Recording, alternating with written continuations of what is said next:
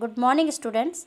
This is our next chapter for class 9th from the section Political Science, and the title of the chapter is Electoral Politics. Student, this video is very important for all of you as this chapter is included in your Unit 2 examination. So, it is my advice that please watch this video and do the homework which I will give you on the basis of this video.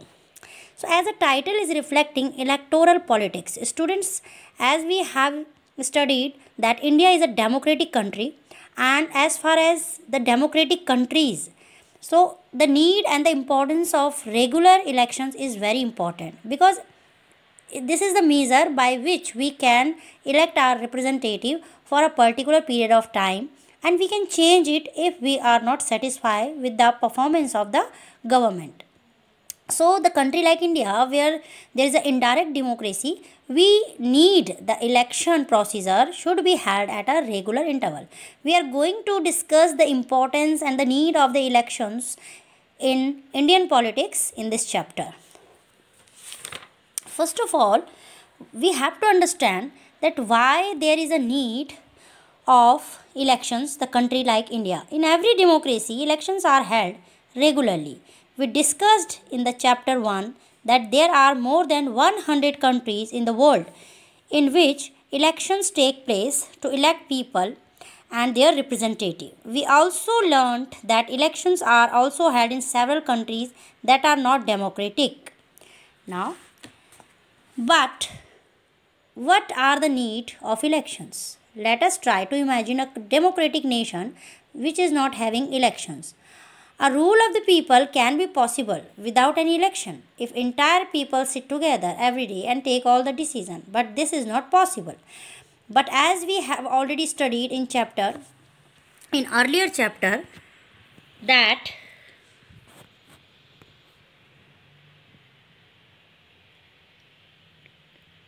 this is impossible, that for a large community that all people sit together and they discuss for the betterment of the country people. Not is it possible for everyone to have the time and knowledge to take decision on entire matter. Therefore, in most democracy, people rule through their representative. Is there any other democracy or the democratic way of selecting representative without elections? Your answer will be in negative. Let us take an example of a place where representatives are selected on the basis of age and experience, or a place where they are selected on the basis of education or knowledge. There could be some difficulty in deciding on who is more experienced or more knowledgeable.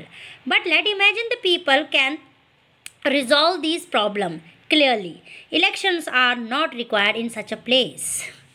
But can this place be called a democracy? We are imagining that what is the importance of elections in a country which is called democratic country. If we are calling a nation democratic, so students, democracy means that everybody is equal, and with the help of voting power, we imagine ourselves that we are equally important to form our representative. So this opportunity we will not be having any other form of government. So if we are supporting democracy, it means we cannot ignore the importance of election. How do we find out if the people like their representative or not? Yes, it is another important question, that if in a democracy we are not having the power of vote or to choose our representative, then how we can evaluate their functions and how we can come to an final result that which government or which politician we want in future also, because this is the only way. Elections are the measure which give us the voting opportunity to change or to select the same candidate to run our nation. If there will be no elections, then what we will do about for our votes? Now, how can we ensure that these representatives rule as per the wishes of the people? How to make sure that those who the people don't like do not remain their representative? A mechanism is required. We need a mechanism to run a democratic nation for the people, to the people, and by the people. So that's why we follow the procedure of regular interval elections. And this mechanism is required to this by which people can select their representative at a regular intervals and change them if they wish to do so. This mechanism is termed as elections. Therefore, elections are considered essential in our times for any representative democracy. Now, what makes an election democratic? Now, there are so many nations which call themselves democratic country, and they regulate the elections also, but they are not purely democratic elections. So what is the difference between the elections and the democratic election? There are several ways by which election can be held. Elections are held in a democratic country. Some kind of elections are also held in most non-democratic countries also. How do we distinguish democratic elections from any other elections? We have discussed this question briefly in the previous two chapters. We discussed several examples of the countries where elections are held regularly, but they can't really be called democratic elections. Let us recall what we studied there and begin with a simple list of the minimum condition of a democratic election. So these points indicates that what is the difference between an election and really a democratic election. In a democratic election, students, we are having the following fifth opportunity, which indicates that really we are following the pattern of democratic elections. Among them, the first condition is, in a democratic election, everyone should be able to select up to the age of 18 or above 18. In India, we all are, either we are boy or girl, man or women, everybody is equal up to the age of 18 and above 18, that they can use their vote and they can select their candidate in the election. This means that everyone is entitled to have one vote and every vote should have equal value. Second features of a democratic elections is there must be something to choose from. Parties and candidates are required to be free to contest elections and should offer some real choice to the voters.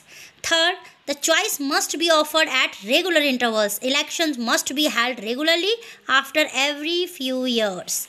Fourth, the candidate preferred by the people must get elected. And the fifth features of a democratic election is election must be conducted in a free and fair manner where people can select as they really wish. Now, these might appear very simple and easy conditions, but there are several countries where these are not fulfilled. In this chapter, these conditions are applied to the elections held in our own nation to see if we can call these democratic elections. Now, we will talk about the competition. That is it good to have political competition? Elections are thus all about political competition. This competition takes different forms. The competition among the political party is the most obvious forms. At the constituency level, it takes the form of competition among several candidates. If there is no competition, there will be no meaning of elections. But is it good to have political competition? Obviously, an electoral competition has several demerits. A sense of disunity and the factionalism are created by it in every locality. You must have heard of people complaining of party politics in your locality. Allegations are made by different political party and leaders against each another. Often, dirty tricks are also used by parties and candidates to win elections. Some people say that this pressure to win electoral fights does not permit sensible long-term policy to be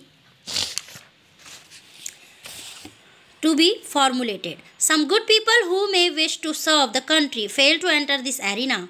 They do not like the idea of being dragged into the unhealthy competition. So, there are some merits and demerits also when we take the example of competition in politics. But one should remember that people are so much aware nowadays that they know which leader is in the favor of the citizen or the development of the country, because they are quite intelligent and quite informed that which representative they have to repeat or which they have to stop. Now, we will talk about what is our system of elections. We are talking about the country and the India. Our country means we are talking about the India, that how the system of elections followed in India? Can the Indian elections be called democratic?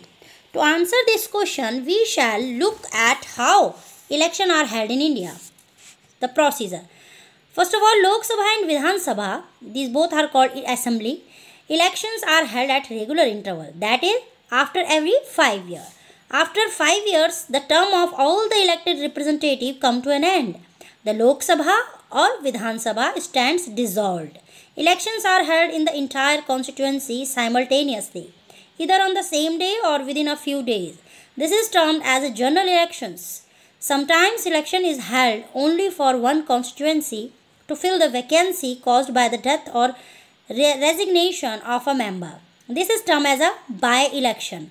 In this chapter, we will concentrate on general elections. Now, electoral constituency. What do you understand by electoral constituency? You have studied about the people of Haryana electing 90 MLAs. It may have surprised that you have how they did that. Did every person in Haryana vote for all the 90 MLAs? You perhaps know that this is not the case. In our country, an area-based system of representation is followed. The country is divided into different areas for the purpose of elections.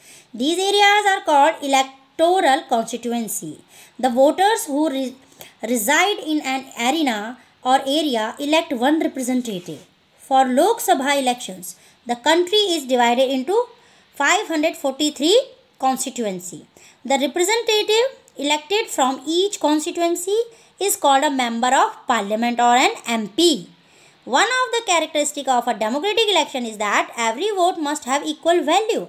That is why our constitution requires that each constituency must have a roughly equal population residing within it. Similarly, each state is divided into a specific number of assembly constituencies. Each assembly constituency elects a representative called the member of legislative assembly or an MLA. Each parliamentary constituency has within it several assemblies constituency. For panchayat and municipal election, the same principle is applied. Each village or town is divided into several wards that are like constituencies. One member is elected from each ward of the village or the urban local body. Sometimes these constituencies are counted as seats, for each constituency represent one seat in the assembly. When it is said that Lok Dal won 60 seats in Haryana, it means that candidates of Lok Dal won in 60 assembly constituency in the state, and thus there are 60 MLAs of Lok Dal in the state assembly. So this is the procedure, students, that how the various level, at state level, at central level or at the village level, the procedure of election is held. Now, what is all about reserved constituency? Every citizen of India entitled by the constitution to elect its representative and to be elected as a representative. The makers of the constitution, however, were anxious that in an open electoral competition, the chances for certain weaker section to get elected to the Lok Sabha and the state legislative assemblies are not good. They may not possess the required resources, education and contacts to contest and win elections against others. They may be prevented from winning elections by those who are influential and resourceful. If that happens, our parliament and assemblies would be deprived of the voice of a significant section of our population. That would make our democracy less representative and less democratic. So, the constitution maker thought of a special system of reserved constituencies for the weaker section. Some constituencies are reserved for the people who belong to the scheduled castes and scheduled tribes. In a SC reserved constituency, only those who belong to the scheduled caste can fight for election.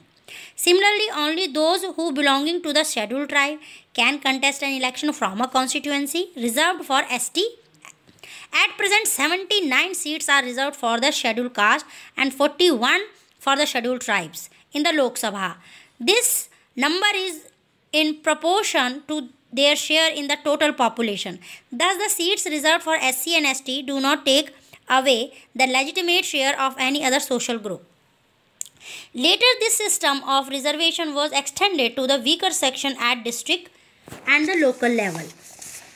Now, in many states, seats are now reserved for other backward classes, OBC, as well in rural panchayat and urban municipalities and corporation, local bodies. However, the proportion of seats reserved differs from state to state. Similarly, one-third of seats are kept reserved in rural and urban local bodies for the women candidates, because women is also counted as a weaker section of the society. So, one-third seats are kept reserved in the rural and urban local bodies for the women candidates.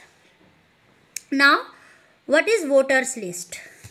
After deciding the constituency, the next step is to decide who can and who cannot vote. This decision cannot be left hanging till the last day. In a democratic election, the list of those who are eligible to vote is prepared much before the election and distributed to everyone. This list is officially called the electoral roll and is commonly known as a voters list.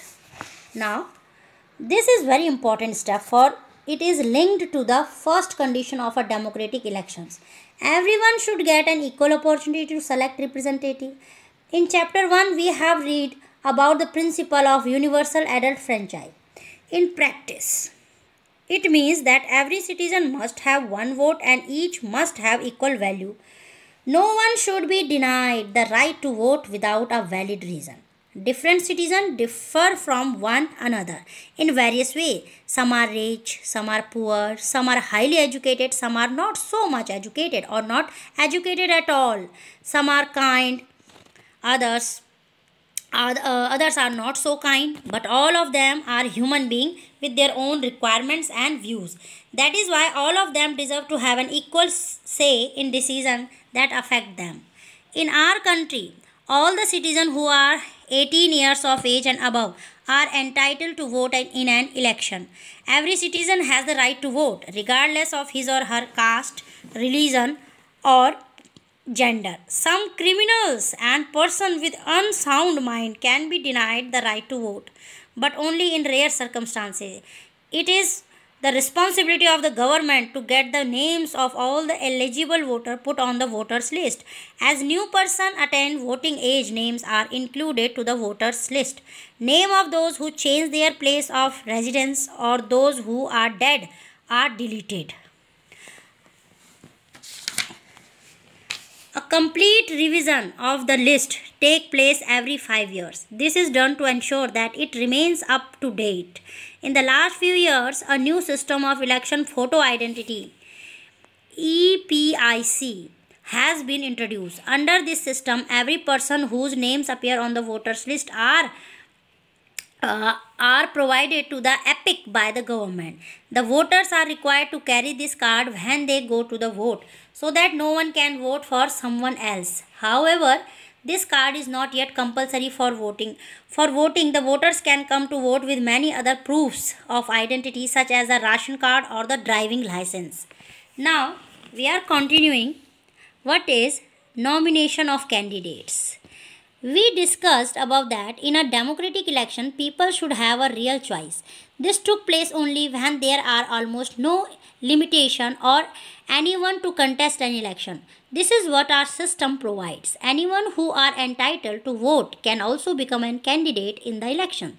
Yes, the only difference is that any citizen who wants to contest an election must have attained the age of 25 years. It means as a citizen of nation, we are only not having the voting power, but we can raise our hands as a candidate in the election also, but our age should be up to the 25 years, while it is only 18 years for being a voter. There are some other restrictions on criminals, etc., but these apply in a very rare cases. Candidates are nominated by the political party. These candidates get the party symbol and support. Party's nomination is often called the party ticket. Every person who wants to contest an election has to fill a nomination form and deposit some money as security deposit. Recently, on the direction from the Supreme Court, a new system of declaration has been introduced. Every candidate has to make a legal declaration providing full details of full details of any serious criminal case pending against the candidate, details of the assets and the liabilities possessed by the candidate and his or her family, and education qualification of the candidate. This information has to be made public. This gives an opportunity to the voters to make their choice on the basis of the information provided by the candidates. Now, educational qualification for candidates. There are so many other liabilities also, that if we want to raise our hand as a candidate in the election in India. Now we will talk about what is election campaign. The main purpose of election is to provide an opportunity to the people to elect the representative, the government and the policies they prefer. Therefore, it is essential to have a free and open discussion about who is a better candidate, which party can make a better government, or what is a better policy. This is what happening during the election campaigns. In our country, such as campaigns are made for 2-week period between the announcement of the final list of candidates and the date of polling. Candidates utilize this period in contacting their voter. During this period, election meetings and address by the political leader and political parties mobilize their supporter. This is also the period when newspapers and television news are full of election related stories and debates. But election campaign is not restricted to these 2 weeks only. Political parties start their preparation for elections months before they actually take place.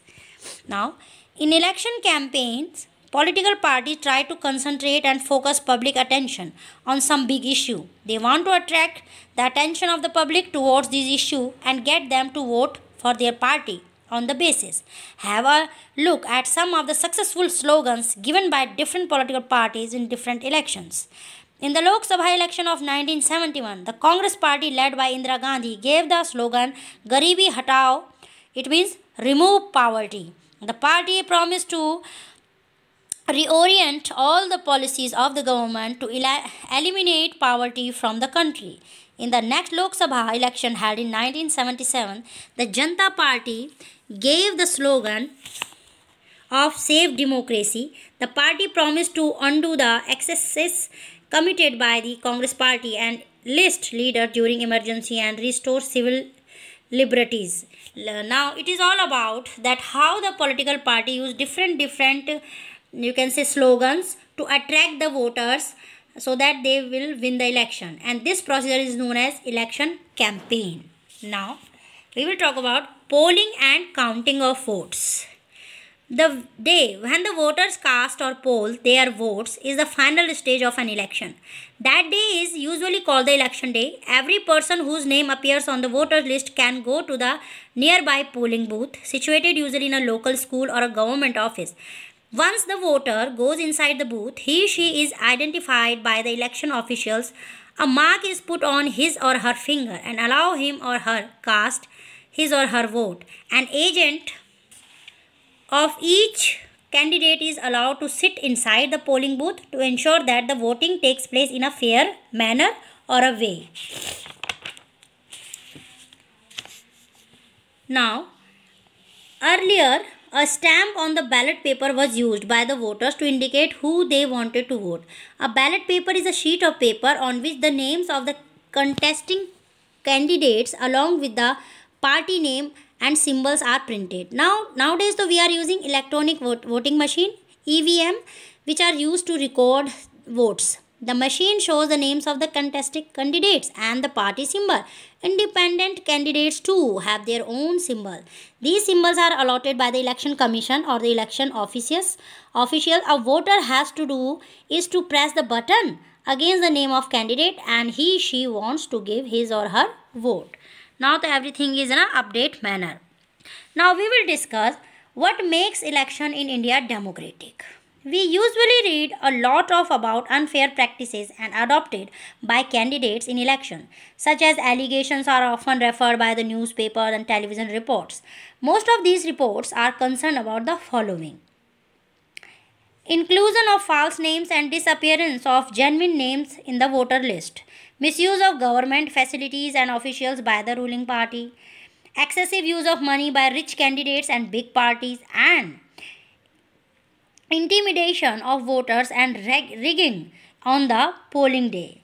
Several of these reports are correct. We feel very bad when we read or see such reports, but very fortunately they are not such a scale so as to defeat the very purpose of election. This becomes obvious if we ask a fundamental question: can a party win an election and come to power not because it is popular support but because of adopting electoral malpractices? This is a vital question. Let us carefully examine different aspects of this question. Independent election commissions. What is all about? One simple way to check whether elections are fair or not is to look at who conducts the elections. Are they independent or the government? Or can the government or the ruling party puts its influence or pressure on them? Do they possess enough power to be able to conduct free and fair elections? Do these powers are actually used by them? The answer to all these questions is quite positive for our country. In our country, an independent organization independent of the government called as Election Commission (EC) conducts election. The Election Commission is very powerful organization. It enjoys the same kind of independence that the judiciary enjoys. The President of India appoints the Chief Election Commissioner (CEC), but once appointed, the Chief Election Commissioner is not answerable to the President or the government. Even if the ruling party or the government party does not like the actions of the Commission, it is virtually impossible for it to remove the CEC. So this is the power and the importance of election commissioner, that at that time he is having so much of power and he can regulate election fairly. The Election Commission of India possesses very wide ranging powers and very few election commissions in the world have such powers. These powers are on every aspect of conduct and control of election, from announcement the elections to the declaration of result. It is the EC which takes decision.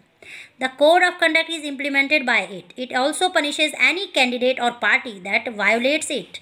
During the election period, the election commissioner can order the government to follow some guidelines to prevent use and misuse of governmental power, to enhance its chances to win elections, or to transfer some government officials.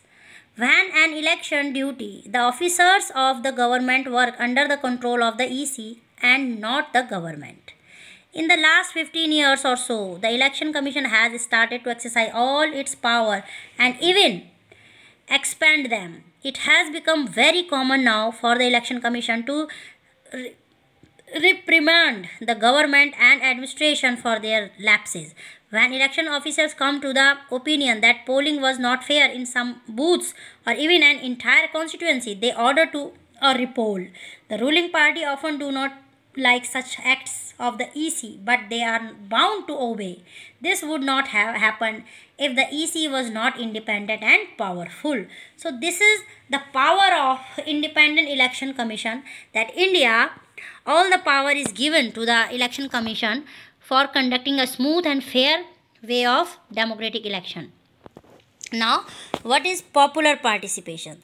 The quality of the election process is also checked by seeing whether people are participating in with enthusiasm. If the election process is not free or fair, people will not continue to practice in the exercise. Now read these charts and try to draw some conclusions about participation in India. First, how much people participated in election is usually measured by the voter turnout figure. Turnout indicates as percent of eligible voters who actually cast their vote. Over the last 50 years, the turnout in Europe and North America has declined, but in India, the turnout has either remained same or actually increased.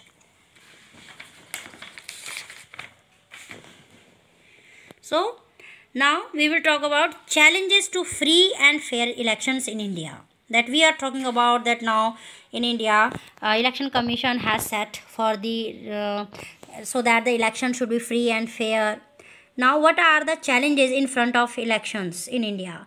All this leads to a simple conclusion: election in India are basically free and fair. The party that becomes victorious is an election and forms government does so because people have elected it over its rivals. This may be wrong for every constituency. A few candidates may win by adopting unfair means such as use of huge money, but the overall verdict of a general election still reflects the popular preferences. There are very few expectations to this rule in the last 50 years. In our the outcome of India's election speaks for itself. It has become a routine for the ruling party to lose election in India both at the national and the state level. In fact, in every 2 out of the 3 elections held in the last 15 years, the ruling party lost. In the US, an incumbent or sitting elected representative rarely lost an election. Contrary to this, in India, about half of the sitting MPs or MLA lost election. These are the way that how the people are aware to whom they have to select and whom they have to choose as a representative of a democratic nation. So students, within one video I have explained all the important content from the chapter electoral politics. You must go through with the video and you have to do the homework which I will give you after this video, because it will concluded at your unit 2 chapters. So it is mandatory and essential to watch the video and also to prepare the question answer from this chapter.